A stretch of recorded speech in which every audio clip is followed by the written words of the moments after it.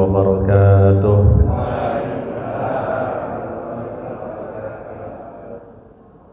Bismillahirrahmanirrahim. Alhamdulillahi rabbil alamin.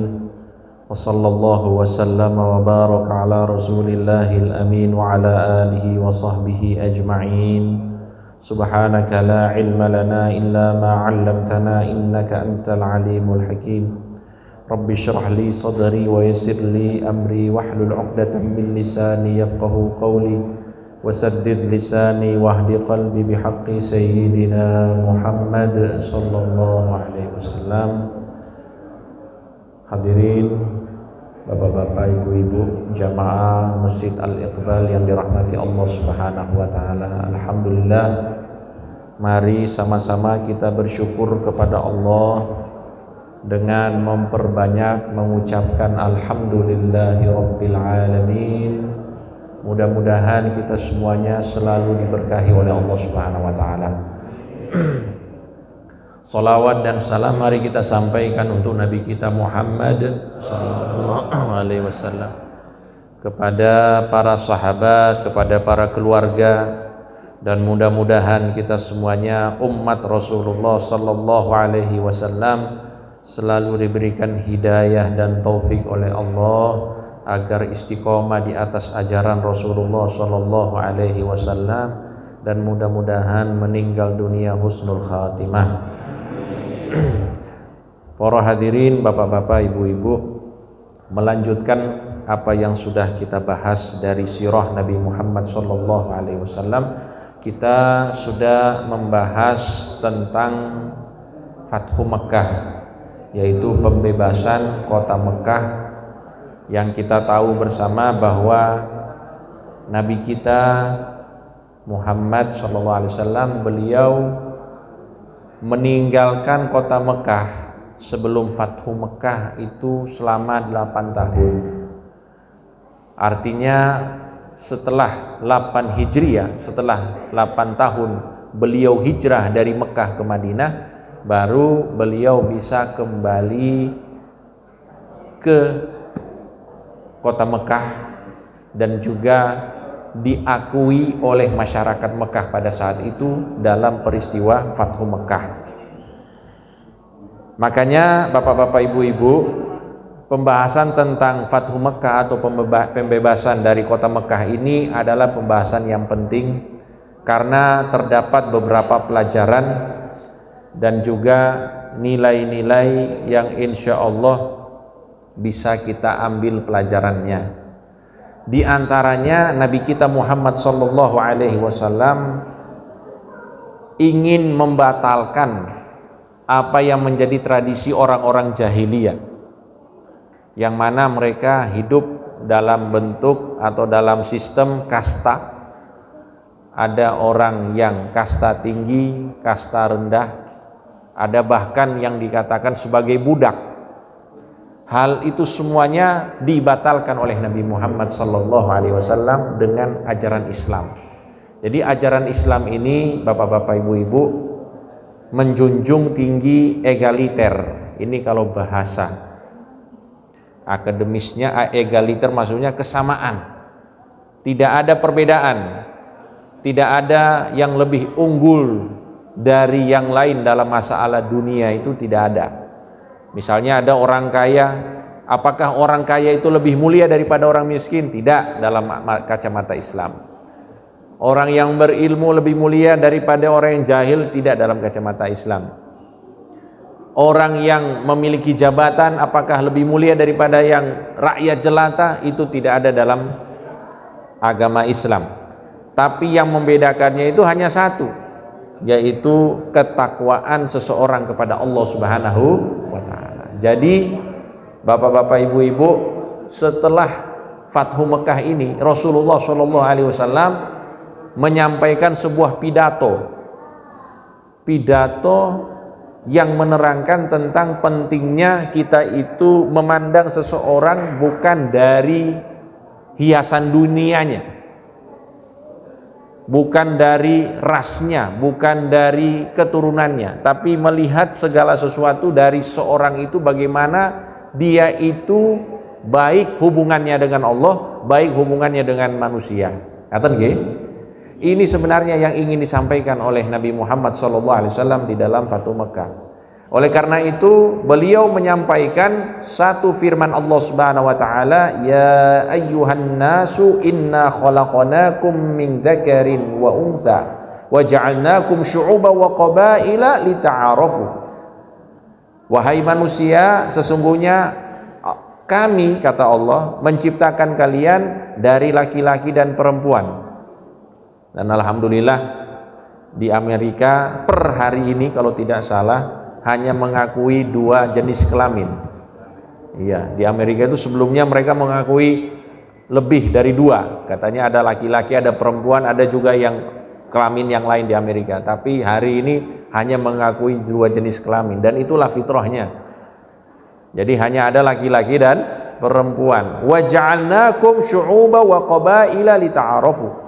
Dan kami menjadikan kalian itu bersuku-suku dan berbangsa-bangsa. Tujuannya apa? Untuk saling mengenali satu sama lain. Inna akramakum indallahi atqakum. Sungguhnya yang paling mulia di antara kalian di sisi Allah adalah yang paling bertakwa kepada Allah Subhanahu wa taala. Jadi takwa itu Bapak-bapak, Ibu-ibu, singkatnya hubungan seseorang baik dengan Allah dan baik dengan manusia, itu orang yang bertakwa. Ngaten nggih? Jadi semakin baik kita dalam ibadah, semakin baik kita dalam berakhlak, maka kita akan mulia. Itu yang menjadi patokan, itu yang menjadi standar. Ngaten nggih? Nah, ini yang prinsip Islam yang terbaru yang dibawa oleh Nabi Muhammad SAW di Mekah pada saat itu. Yang mana sebelumnya mereka itu tidak demikian. Mereka masih rasial, mereka masih menganggap bahwa harta itu adalah sesuatu yang memuliakan seseorang, jabatan, ras, keturunan dan lain sebagainya. Semuanya itu dihapus oleh Nabi Muhammad SAW. Kemudian, dan ini lebih ditegaskan oleh Rasulullah ketika beliau menyuruh salah seorang sahabat, yaitu Bilal bin Rabah. Bilal bin Rabah ini beliau asal usulnya itu dari Afrika. Kemudian beliau ini statusnya dulu itu sebagai budak. Nabi Muhammad SAW menyuruh Bilal bin Rabah, yang mana beliau ini kalau dalam sistem perkastaan Arab pada saat itu paling rendah, disuruh oleh Nabi Muhammad SAW untuk naik ke atas Ka'bah, yang mana Ka'bah ini adalah sesuatu yang paling dimuliakan oleh orang-orang Arab pada saat itu. Disuruh naik, kemudian disuruh azan. Jadi di sini apa? Sebenarnya pendidikan dari Nabi Muhammad SAW kepada kita semuanya, bahwa semua itu akan tidak ada nilainya ketika seseorang itu jauh dari kata takwa kepada Allah Subhanahu wa taala. Sebaliknya, orang itu meskipun dia itu termasuk orang yang paling hina mungkin dalam kacamata dunia, tapi kalau dia itu bertakwa kepada Allah Subhanahu wa taala, maka dia akan mulia di sisi Allah Subhanahu wa taala. Hadirin yang dirahmati Allah. Nah, kemudian setelah pidato Fathu Mekah disampaikan oleh Rasulullah SAW, ada satu prosesi yang dilakukan oleh para sahabat, khususnya mereka yang mu'alaf. Jadi orang-orang Mekah pada saat itu, Bapak-bapak, Ibu-ibu, setelah kedatangan Rasulullah ke Mekah, ada dari mereka yang masuk ke dalam agama Islam. Dan masuknya mereka ke dalam agama Islam ini bukan hanya syahadat, bukan hanya mengucapkan asyhadu alla ilaha illallah wa asyhadu anna muhammadur rasulullah, bukan hanya itu, tapi mereka berbaiat. Baiat atau bisa kita katakan ya ikrar, janji setia kepada Rasulullah SAW. Dan ini sudah kita bahas sebelumnya, bahwa baiat ataupun ikrar janji setia kepada Rasulullah ini sudah berlangsung dari dulu. Sebelum Fathu Mekah, kalau jenengan Bapak-bapak, Ibu-ibu ingat, sebelum hijrahnya Rasulullah SAW, orang-orang dari kalangan kaum Ansor, orang-orang Madinah itu mereka datang berbaiat kepada Nabi Muhammad SAW. Kemudian juga ada baiat, ya itu yang pertama namanya baiatul Aqobah. Kemudian ada baiat ketika Rasulullah SAW hendak umroh bersama dengan para sahabat, tapi dihalangi oleh orang-orang kafir Quraisy. Maka terjadi di situ sebuah pembaiatan lagi yang disebut dengan baiatur Ridwan. Kemudian di Fathu Makkah ini ada baiat lagi, ada baiat. Nah, baiat ini berlaku bagi laki-laki dan juga perempuan. Dan perlu dicatat nggih, Bapak-bapak, Ibu-ibu, bedanya baiat laki-laki dan perempuan. Kalau baiatnya laki-laki itu terlihat lebih lebih ketat ketimbang baiat perempuan, karena di dalam baiat laki-laki di situ ada sebuah ikrar janji kepada Rasulullah SAW siap hidup dan mati untuk Rasulullah SAW. Dan itu tidak ada dalam baiat perempuan. Karena kewajiban jihad itu dalam agama Islam hanya berlaku untuk laki-laki dan tidak untuk perempuan. Nah, sekarang kita langsung bahas saja bagaimana baiat perempuan Rasulullah SAW, baiat Rasulullah terhadap perempuan-perempuan yang baru masuk Islam. Dikatakan ketika Rasulullah SAW melakukan baiat kepada perempuan, hadir di antara yang berbaiat itu Hindun bin Utbah, binti Utbah. Siapa ini Hindun binti Utbah? Kalau kita ingat-ingat lagi, Bapak-bapak, Ibu-ibu, kembali ke belakang, ada namanya perang Uhud. Di dalam perang Uhud terjadi istilahnya kalau bisa kita katakan draw antara kaum muslimin dan orang-orang kafir Quraisy. Dan termasuk yang meninggal syahid pada perang Uhud itu adalah paman Rasulullah SAW yang bernama Hamzah bin Abdul Muttalib. Yang sekarang ini kalau jenengan pergi ke Madinah, pergi ke Uhud, ada pemakaman besar di situ. Termasuk syuhada Uhud, orang-orang yang meninggal syahid di Uhud. Yang jelas di situ ada makam sahabat Hamzah, paman Rasulullah SAW. Ada cerita Bapak-bapak, Ibu-ibu, paman Rasulullah SAW ini yaitu Hamzah disuruh atau dibunuh oleh pembunuh bayaran. Yang mana pembunuh bayaran ini disuruh oleh Hindun binti Utbah, disuruh untuk membunuh paman Nabi yaitu Hamzah. Dan yang membunuh ini namanya Wahsy. Wahsy ini pembunuh bayaran ahli tombak. Dia kalau melempar sesuatu selalu kena, tepat sasaran. Nah, dalam peperangan Uhud itu Wahsy itu tidak memperhatikan yang lain karena dia disuruh dibayar untuk membunuh paman Nabi. Dan akhirnya paman Nabi pun terbunuh. Setelah terbunuh paman Nabi Muhammad SAW, jasadnya itu diambil oleh Hindun binti Utbah. Apa yang dilakukan oleh Hindun ini? Dia apa istilahnya, Pak? Dipretelin, Pak. Jadi telinganya dipotong, hidungnya dipotong, jantungnya diambil, dibelah dadanya, kemudian diambil jantungnya oleh Hindun bin Utbah ini. Sehingga hal ini pastinya namanya ini adalah paman Rasulullah SAW. Nabi Muhammad SAW itu tidak suka dengan itu, marah kepada Hindun binti Utbah. Makanya di sini Bapak-bapak, Ibu-ibu, kita melihat nanti bagaimana sikap pemaaf Nabi Muhammad SAW. Ternyata dari yang mau berbaiat ini adalah orang yang pernah membunuh pamannya. Dan juga bukan cuma membunuh, tapi bisa kita katakan memutilasi pamannya sendiri, yaitu paman Nabi Muhammad SAW. Nah, dikatakan bahwa Hindun bin Utbah ini ikut hadir di dalam baiat itu. Kemudian Rasulullah SAW menyampaikan baiat. Karena ya sebelumnya saya sampaikan Hindun ini hadir dalam baiat itu, tapi wajahnya ditutup, tidak kelihatan, ditutup wajahnya. Kemudian Rasulullah SAW menyampaikan, baiat yang pertama, kalian tidak boleh menjadi orang-orang musyrik. Artinya tidak boleh menduakan Allah Subhanahu wa taala. Maka Hindun menjawab, kok baiatnya beda? Kalau bahasanya kita nih, kok baiatnya beda dengan baiatnya laki-laki? Karena baiatnya laki-laki itu yang tadi saya sampaikan lebih ketat. Bukan cuma masalah tidak menyembah selain Allah dan lain sebagainya.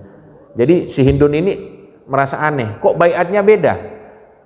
Kenapa tidak sama dengan baiat para lelaki? Kalau misalnya yang engkau akan baiat kami itu adalah baiat laki-laki, kami juga sanggup insya Allah, wahai Rasulullah SAW. Tapi Rasulullah tidak mengabaikan apa yang disampaikan oleh Hindun. Kemudian Rasulullah menyampaikan, baiat yang selanjutnya, jangan mencuri. Jangan mencuri. Maka Hindun menjawab, demi Allah, aku dulu pernah mengambil harta suamiku. Jadi harta suaminya Hindun ini namanya Abu Sufyan. Saya pernah mengambil hartanya Abu Sufyan sedikit-sedikit, katanya. Apakah itu halal atau tidak kira-kira? Karena apa? Karena dikatakan bahwa Abu Sufyan ini termasuk suami yang pelit. Ya, dalam riwayat dia disebutkan suami yang pelit. Makanya Hindun sebagai istri mengambil secara sembunyi-sembunyi uang dari Abu Sufyan. Maka ketika ditanya kepada Nabi Muhammad SAW, apakah itu boleh? Maka Nabi menjawab, boleh. Yang penting diambil sesuai dengan kebutuhanmu dan kebutuhan keluargamu saja. Ngaten nggih, ibu-ibu? Jadi kalau misalnya ada suami-suaminya yang pelit, suami-suaminya pelit atau enggak ibu-ibu di sini? Nah, bahaya kalau bilang pelit, nanti ini bisa rame masjid lagi. Kalau suami-suaminya, andaikan suami-suaminya pelit, boleh diambil hartanya, tapi jangan berlebihan. Untuk yang cukup buat makan diri sendiri dan buat keluarga, ngaten nggih? Tapi kalau mengambil uang untuk skincare gimana nih, Bu? Nah, itu berarti sudah kelebihan, harus izin sama suami nih, Bu. Ngaten nggih? Tapi kalau untuk kebutuhan dasar itu boleh. Kalau misalnya suaminya memang agak pelit, itu tidak masalah. Sebagaimana yang disampaikan oleh Nabi Muhammad SAW. Kemudian Abu Sufyan pada saat itu hadir, kemudian dia berkata, apa yang kamu ambil sudah saya halalkan. Nah, setelah itu Nabi Muhammad pun sadar, apakah kamu Hindun? Nah, berarti yang wanita yang dari tadi bicara ini namanya siapa? Hindun. Maka Hindun menjawab, iya, saya Hindun. Fa'fu amma salafa afallahu anka. Maafkanlah aku wahai Rasulullah, semoga Allah memaafkanmu. Ini jawaban dari Hindun. Artinya apa? Beliau dimaafkan oleh Nabi Muhammad sallallahu alaihi wasallam. Kemudian Nabi melanjutkan, dan jangan berzina. Jadi yang pertama, jangan musyrik, yang kedua jangan mencuri, yang ketiga jangan berzina. Apa jawab Hindun? Beliau menjawab begini, awataznil hurrah, apakah wanita yang merdeka itu berzina? Ini jawaban mu'alaf nih Bapak-bapak Ibu-ibu. Wanita yang napa? Mu'alaf. Beliau menyampaikan, apakah wanita yang merdeka? Merdeka niki maksudnya napa? Bukan budak. Kalau budak itu kan namanya, kalau dalam sistem atau tatanan sosial saat itu, budak itu seperti barang, bisa dijual belikan. Tapi kalau wanita yang merdeka, kata Hindun, apakah mungkin ada wanita yang merdeka yang bukan budak berzina?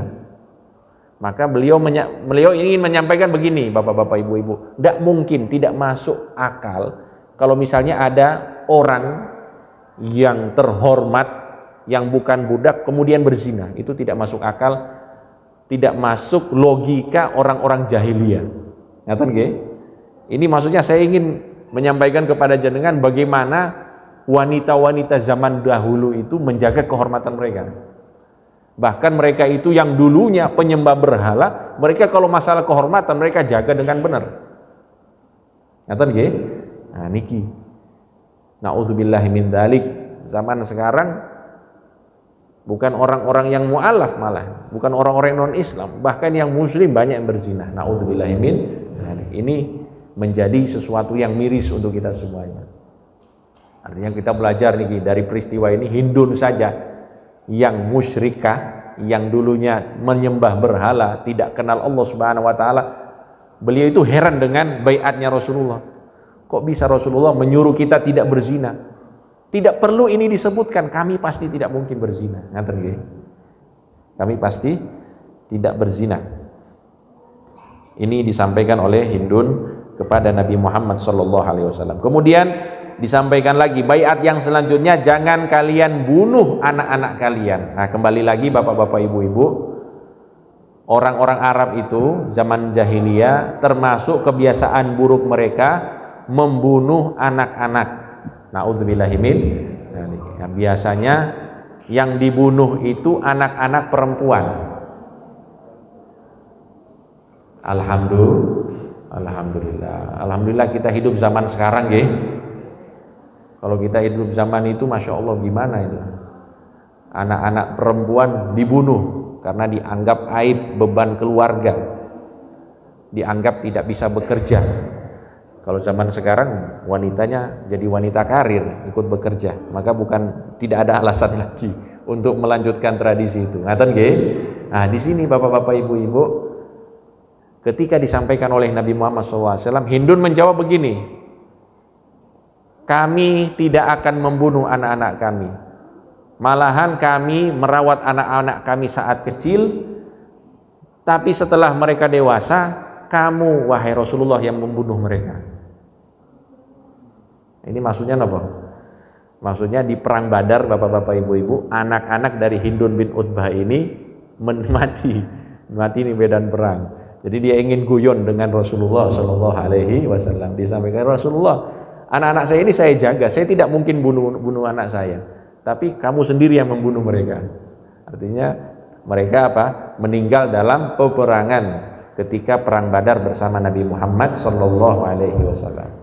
Tapi Bapak-bapak, Ibu-ibu, ini perlu saya sampaikan juga, bahwa ada riwayat yang menyampaikan Nabi kita Muhammad Shallallahu Alaihi Wasallam itu tidak pernah membunuh seumur hidupnya.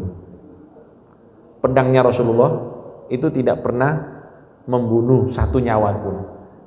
Kalaupun ada yang terbunuh dari orang-orang musyrik, itu pasti selain dari pedangnya Rasulullah SAW. Nah, ini perlu saya sampaikan. Jadi Bapak-bapak, Ibu-ibu, setelah ini akhirnya Rasulullah Shallallahu Alaihi Wasallam membaiat mereka, dan dikatakan bahwa Rasulullah Shallallahu Alaihi Wasallam menyuruh sahabat Umar untuk baiat mereka. Dan saat baiat perlu diperhatikan Bapak-bapak, Ibu-ibu, saat baiat Rasulullah SAW itu tidak bersalaman dengan para sahabat perempuan. Kalau dengan laki-laki baiatnya apa? Bersalaman. Tapi giliran perempuan itu Rasulullah SAW tidak mau bersalaman. Tidak mau bersalaman. Kemudian dikatakan dalam riwayat bahwa Nabi Muhammad SAW la yusafihun nisaa, beliau tidak pernah menjabat tangan, ya, atau istilahnya menyentuh tangan seorang wanita, wala tamussuhu, dan tidak pernah disentuh oleh wanita, illam ra'atan ahallahallahu lahu, kecuali wanita yang sudah Allah halalkan kepada Nabi Muhammad SAW. Berarti anak-anak perempuannya, istri-istrinya, kemudian mahram-mahramnya pada umumnya. Hanya itu yang disentuh oleh Nabi Muhammad SAW dan yang disentuh oleh Nabi Muhammad SAW, atau yang menyentuh Nabi Muhammad SAW. Nah, ini kaitannya dengan apa hukumnya menyentuh perempuan? Ya, kalau wuduknya batal, Pak. Kalau wuduk batal. Jadi secara hukum, kalau menyentuh tangan perempuan, secara hukum, kalau laki-laki menyentuh tangan perempuan atau perempuan menyentuh tangan laki-laki, secara hukum menurut mayoritas ulama tidak boleh. Ini yang bukan mahram, kecuali darurat. kecuali apa? Darurat. Contoh darurat apa? Misalnya ada tindakan medis yang mengharuskan bahwa ini nanti yang melakukan tindakan ini bukan sesama jenis tapi beda lawan jenis. Misalnya dokter lainnya laki-laki, kebetulan pasiennya ibu-ibu misalnya, sudah ini darurat, ngaten nggih. Kalau dalam bentuk darurat itu tidak masalah. Ini menurut mayoritas ulama, ngaten nggih. Nah, makanya niki bapak-bapak ibu-ibu perlu kita budayakan meskipun mungkin dalam budaya kita hal seperti ini dianggap biasa. Tapi bagusnya itu ya kita mulai membiasakan diri dengan syariat Nabi Muhammad sallallahu alaihi wasallam. Ngaten nggih? Ya, saya jujur saja niki, di tempat saya tradisi salaman itu masih, apalagi pas hari raya Idul Fitri. Kalau enggak salaman dibilang sombong biasanya. Dibilang apa? Sombong. Nah, ini agak repot niki. Kalau di sini sama Pak gitu. Sama gitu. Nah, ya. Iya, sama. Memang ini tradisi yang sudah mengakar dan lain sebagainya ya, tapi bagusnya itu ya kita mulai edukasi sahabat-sahabat kita, keluarga kita tentang pentingnya ini. Karena apa? Karena lebih aman bapak-bapak ibu-ibu. Kalau ada orang bilang begini, saya kan salaman itu tidak pakai nafsu. Ngaten nggih? Nah, tidak pakai nafsu. Salaman tidak pakai nafsu niki relatif. Nggih. Relatif. Ada orang bilang saya salaman tapi saya tidak ada nafsu. Kata guru saya, dia katanya salaman tidak pakai nafsu tapi anaknya banyak. Ini gimana ini katanya? Enggak pakai nafsu tapi apa? Anaknya banyak, ini berarti masih punya nafsu. Kata guru saya begitu. Makanya lebih aman itu ya kita istilahnya apa? Mulai membiasakan diri untuk tidak salaman dengan lawan jenis. Boleh juga pakai alasan tadi Pak, yaitu misalnya kita mau ketemu dengan orang, kemudian ada yang mau salaman dengan kita yang dari lawan jenis, kita bilang mohon maaf ada wudhu. Nah, ini agak aman nih. Ini biasanya jurus yang saya pakai Pak. Kalau ada yang mau salaman dengan saya dari lawan jenis, apalagi yang masih imut-imut nih, bahaya nih. Ini saya jujur ya, namanya manusia masih punya nafsu.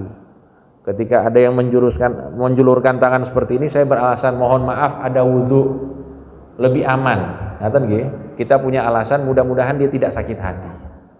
Nah, seperti itu.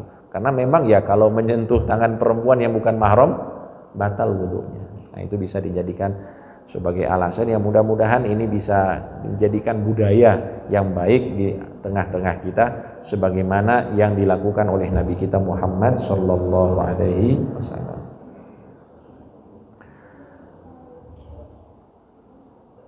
Nggih, para hadirin, bapak-bapak, ibu-ibu yang dirahmati Allah Subhanahu wa taala. Kemudian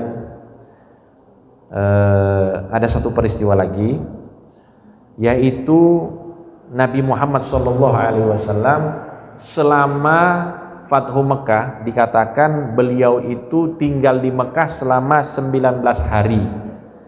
Selama 19 hari Rasulullah sallallahu alaihi wasallam mengqosor salatnya. Jadi salat yang rubai, yang 4 rakaat itu qosor jadi 2. Zuhur, asar, isya itu dikosor jadi berapa? 2. Padahal beliau tinggal di kota Mekah selama 19 hari. Ini mungkin kalau kita pakai kajian fikihnya. Kajian fikih itu kan ya bisa dikatakan banyak ulama yang mengatakan kalau kita melakukan perjalanan jauh, kemudian kita sudah menetap di sebuah tempat lebih dari 3 hari, maka tidak boleh dikosor sholatnya. Sholatnya harus lengkap 4 rakaat. Ngaten nggih? Jadi contohnya seperti ini bapak-bapak ibu-ibu. Saya pergi ke Jakarta. Kemudian saya di Jakarta itu niatnya berapa hari misalnya? 5 hari. Maka selama perjalanan dari Jogja ke Jakarta saya boleh kosor. Tapi ketika saya sampai ke Jakarta tidak boleh kosor. Karena apa? Saya sudah niat tinggal 5 hari. Ngaten nggih?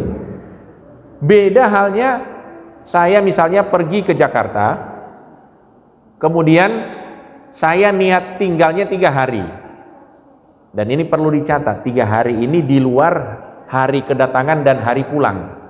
Jadi misalnya saya hari apa ini? Rebu berangkat Jakarta. Berarti hari Rebu itu tidak dihitung mulai Kamis, Jumat, Sabtu. Ahad pulang. Maka selama saya di sana saya boleh mengqashar sholat. Ini kalau secara fikihnya, secara fikih. Jadi selama saya di Jakarta itu bisa mengqashar sholat. Karena apa? Saya hanya tinggal 3 hari. Ngaten nggih? Nah, di sini Rasulullah SAW tinggalnya 19 hari. Selama 19 hari beliau qashar sholatnya. Nah, ini bagaimana penjelasannya? Nah, dikatakan oleh para ulama kita, dibedakan antara orang itu yang melakukan perjalanan jauh kemudian dia bermukim di satu tempat yang mana dia itu berniat, misalnya dia sudah menentukan bahwa saya akan tinggal di sini beberapa hari, sudah ditentukan harinya, maka hari itu yang menjadi patokan. Ngaten nggih? Jadi misalnya yang tadi itu, kalau 5 hari berarti tidak boleh qashar. Kalau misalnya 3 hari di bawah 4 hari berarti boleh qashar. Sampai di sini jelas Bapak-bapak, Ibu-ibu. Jadi dia sudah menargetkan, dia sudah punya istilahnya sudah menentukan berapa hari dia akan tinggal situ. Tapi kalau misalnya dia melakukan perjalanan jauh, kemudian dia mukim satu tempat dan dia tidak ada istilahnya target, saya mau tinggal di sini berapa hari. Apakah 3 hari, 5 hari, 7 hari, tidak ada targetnya. Pokoknya saya mau tinggal sampai urusan saya selesai. Ternyata molor. Maka di sini kata para ulama boleh diqashar selama itu. Sebagaimana yang dilakukan oleh Nabi Muhammad SAW. Karena dianggap Nabi ketika Fatu Mekah itu tidak ada target mau tinggal berapa lama di Mekah, tidak ada target. Kalau misalnya ditarget ya pasti itu tidak mengqashar Nabi kita Muhammad sallallahu alaihi wasallam. Sampai di sini jelas Bapak-bapak, Ibu-ibu? Atau yang hadir di sini jarang keluar kota? Masya Allah, cinta tanah air luar biasa. Makanya agak repot nih kalau menjelaskan pada yang jarang mengamalkan perjalanan jauh nih. Ya, tapi kalau jenengan misalnya mendapati kasus seperti ini maka lakukan demikian. Ngaten nggih, Bapak-bapak, Ibu-ibu. Kemudian juga satu peristiwa lagi yang terjadi pada saat Rasulullah SAW di Mekah, beliau itu melakukan tawaf. Ingat Bapak-bapak, Ibu-ibu, tawaf itu tidak mesti umroh. Tawaf itu tidak mesti umroh. Tawaf yang dilakukan oleh Rasulullah ini bukan umroh, tapi beliau itu dikatakan hanya tawaf saja. Dan tawaf di Masjidil Haram itu seperti sholat 2 rakaat. Jadi kalau kita mau tahiyatul masjid di Masjidil Haram itu kita tidak perlu tahiyatul masjid tapi diganti dengan apa? Tawaf. Nah, Rasulullah SAW pada saat itu tawaf. Kemudian ada mu'alaf, sahabat baru ikut bersama Rasulullah SAW untuk tawaf. Tapi sahabat ini ternyata punya niat buruk kepada Rasulullah. Dia niat, saya ingin mendekat pada Rasulullah. Kalau saya sudah dekat nanti saya akan bunuh Rasulullah SAW. Karena dia masih dendam kepada Nabi Muhammad SAW. Namanya Fudolah. Kemudian Rasulullah SAW memanggil, Fudolah. Naam, Fudolah ya Rasulullah. Saya Fudolah wahai Rasulullah. Qala madza kunta tuhadditsu bihi nafsuk. Ditanya oleh Rasulullah, apa yang sedang kamu bicarakan di dalam hatimu? Qala la syai'a. Saya tidak membicarakan apapun wahai Rasulullah. Kuntu adkurullah. Aku dari tadi hanya berzikir kepada Allah. Ini Fudolah ini jujur atau bohong nih? Padahal dia sudah niat membunuh Rasulullah SAW. Tapi dia sampaikan apa? Saya dari tadi berzikir. Fadhahikan Nabi sallallahu alaihi wasallam, maka Nabi tertawa dengan jawaban Fudalah. Tsumma qala istaghfirillah. Nabi menyampaikan kepada Fudalah istighfar kepada Allah, minta ampun kepada Allah Subhanahu wa taala. Kemudian Nabi meletakkan tangannya di atas dada Fudalah ini yang tadi berniat membunuh Nabi. Diletakkan tangan mulia Nabi Muhammad SAW di dadanya. Kemudian beliau berkata, tidaklah Rasulullah SAW mengangkat tangannya dari dadaku kecuali hatiku langsung tenang. Istilahnya apa? Beliau mendapatkan keberkahan dari Nabi Muhammad SAW. Jadi ditaruh tangannya Nabi di atas dadanya, kemudian rasa dendam, rasa benci kepada Nabi itu tiba-tiba hilang. Kemudian beliau menyampaikan apa? Hatta ma min khalqillah, sampai tidak ada makhluknya Allah syai'un ahabbu ilayya minhu, sampai tidak ada makhluknya Allah yang ada di muka bumi ini yang paling aku cintai melebihi Nabi Muhammad SAW. Langsung menjadi orang yang tercinta oleh Fudalah. Karena apa ya? Karena ini merupakan salah satunya akhlak Nabi Muhammad SAW, dan juga pastinya keberkahan doa dari Nabi Muhammad SAW. Nah, ini kita bisa melihat bagaimana para sahabat Nabi Muhammad SAW ini mereka sangat-sangat istilahnya apa ya? Sangat-sangat cinta, sangat-sangat kagum kepada Nabi Muhammad SAW, baik dalam perangainya, begitu juga dalam akhlak-akhlaknya, sehingga mereka tidak ada satupun dari mereka yang mungkin awalnya itu benci, kecuali mereka lama-lama menjadi cinta dan tambah cinta kepada Nabi Muhammad SAW. Nah, ini kurang lebihnya bapak-bapak, ibu-ibu, pembahasan dari Fathu Mekah. Ya, mudah-mudahan ada manfaat untuk kita semuanya. Dan setelah Fathu Makkah ini kita akan masuk ke Ghazwatul Hunain, perang Hunain. Nah, apa yang terjadi di perang Hunain? Insya Allah kita akan saksikan di episode yang akan datang.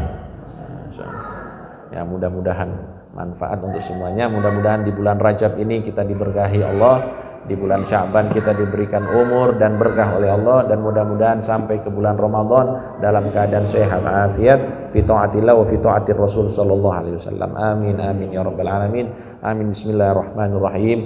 Alhamdulillahi rabbil alamin. Allahumma salli wa sallim wa barik ala nabiyyina Muhammadin wa ala alihi wa sahbihi ajma'in. اللهم تقبل منا إنك أنت السميع العليم وتب علينا يا مولانا إنك أنت التواب الرحيم برحمتك يا أرحم الراحمين. اللهم بارك لنا في رجب والشعبان وبلغنا رمضان وأعنا على القيام والصيام وقراءة القرآن وقنعنا باليسير من الكلام والطعام والمنام برحمتك يا أرحم الراحمين. اللهم مغفرتك أوسع من ذنوبنا ورحمتك أرجى عندنا من أعمالنا. ربنا آتنا في الدنيا حسنة وفي الآخرة حسنة وقنا عذاب النار. صلى الله على نبينا محمد وعلى آله وصحبه وسلم. سبحان ربك رب العزة عما يصفون وسلام على المرسلين والحمد لله رب العالمين. سبحانك اللهم وبحمدك أشهد أن لا إله إلا أنت أستغفرك وأتوب إليك والحمد لله رب العالمين. والسلام عليكم ورحمة الله وبركاته.